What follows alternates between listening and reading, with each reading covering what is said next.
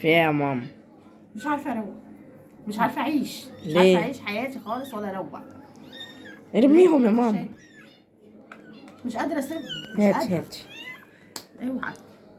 مش قادره اسيبهم خالص، كل ما اجي اروق اسمع صوتهم، اخدهم احضنهم ابوسهم. تعالي بصي فتحية. فتحيه تعالي. توحة. بس بس. كارلا تعالي خدي ولادك. مش عارفه اعمل ايه، مش عارفه. ادمان. ولعي فيهم يا ماما. ها؟ ولعي فيهم. ما انا حسيت. ولع فيهم. بص بص بص بص بص.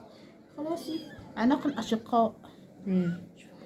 جمالات قوي وعسلات خالص. بص بص بص. خلاص. عسل عسل عسل عسل. مش عارفه يعني اسيبهم ازاي واروح اروق. نسيبهم يا ماما يترموا في الزبالة. لا امشي يلا. الزباله ايه؟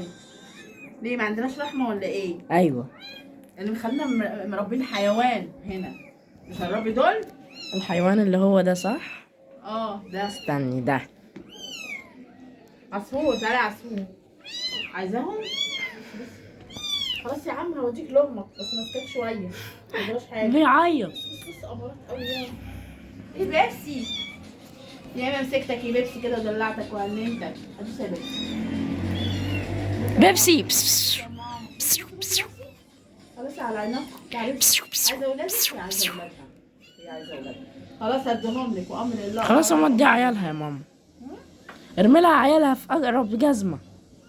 ولا لو اتكلمت عليك تاني بالطريقه ديت انت عارف الجزمه. انا هقول لك بقى هاتي كده. عارف الجزمه هات يا بنتي ناوليني جزمه.